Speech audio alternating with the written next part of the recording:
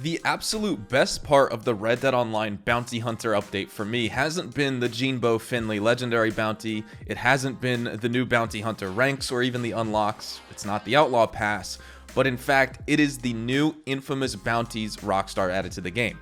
While similar to the original bounties that we've been playing since the Frontier Pursuits update, they have been reimagined to become well thought out, engaging, and rewarding quests for players.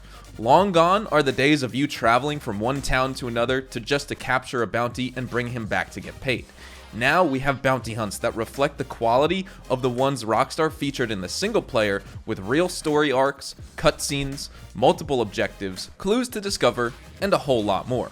What I think is the craziest thing about it all is they pay very well for your time, and Rockstar hasn't really made a big deal out of it all. In fact, if you aren't really involved with the community of Red Dead Online, or watch videos on YouTube, or talk to your friends on Twitter about the game, you may not even know these bounties are even that big of a deal. So we're going to jump into all of the best money, gold, and XP earning tips with these new infamous bounties, and I will be giving you a full and comprehensive guide on how to become the best bounty hunter in Red Dead Online.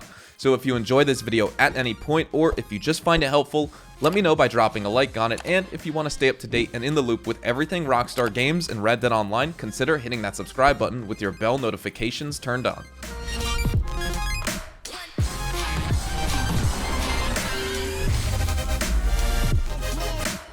If you would like access to these infamous bounties, you need to make sure you purchase the prestigious Bounty Hunter license at any bounty board you can find, and upon doing that, the game will add all the new infamous bounties. And if you work hard enough to complete 10 of the 13 total, you will earn a new Bounty Hunter buckle to show off to your friends as a reward.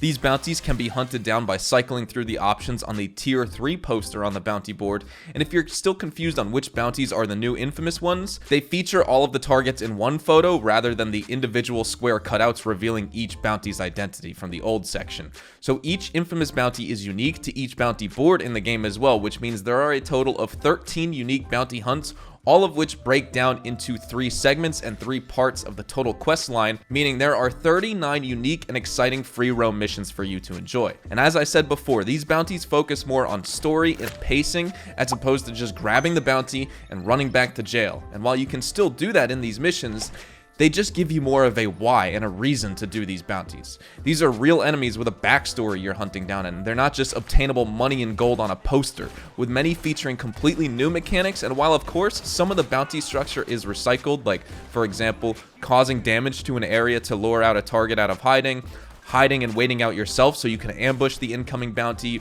or even searching for clues, probably the least exciting, it's not nearly as monotonous as before, and honestly I think it's really fun. So, you're caught up on the infamous bounties now. You know what they are, but how do they work? And how are you able to earn your money and gold and XP extremely fast with these bounties? There's a few things you need to know when it comes to both in-game currencies. The gold system, while Rockstar has said in the patch notes that there are different payout intervals now in the 0 to 5 minute range at mission start, 5 to 10 minute range, and then of course 10 minutes plus where they say rewards trail off considerably faster, it seems like the status quo of 12 minutes for 32 gold nuggets is still a thing. If you're more comfortable spending the new under 10 minutes timer for what Rockstar says is increased rewards, go for it. I will have an updated video on gold earnings once I'm positive of each payout interval and do all sorts of tests to make sure it's consistent, but I can say for right now, week 1 of this update, 12 minutes for 32 gold nuggets still works. Besides that, these infamous bounties have a cooldown on them that you need to account for as well. When you complete a bounty, say for example in Saint Denis, you will notice that one of the 3 targets is crossed off the list, and you will be unable to do the next step in the Saint Denis infamous bounty quest line for 1 real life hour. What I would recommend you do when this happens is cycle between a few of the other bounty boards in the area and their respective unique infamous bounties to be able to consistently earn money, gold, and XP by hunting those bounties. So by the time you complete the Saint Denis bounty, then you move on to the Van Horn bounty, then Ansburg, and then maybe even Rhodes as well. By the time you make your way back to Saint Denis, you can start step 2 out of the 3-step process, and you're not sitting around waiting for the cooldown timer to expire. This is also a great opportunity to take care of your other businesses features like Trader and Moonshiner as well if you want to take your time and work on one bounty in a single location at a time. But for the sake of this video's guide and tips, it's all about the bounties we're talking about and grinding all the new missions. So those are my recommendations. I also want you to note the big reward you get for completing the final step of the infamous bounty. For completing the finale at step 3, you're rewarded with an extra $75 for your time on top of all the other money, gold, and XP that you earn for doing steps 1, 2, and 3 individually. Now from a surface level, to me it seems like Rockstar is now allowing players to earn similar amounts with the completion of an entire location's infamous bounty as you would for completing a single legendary bounty.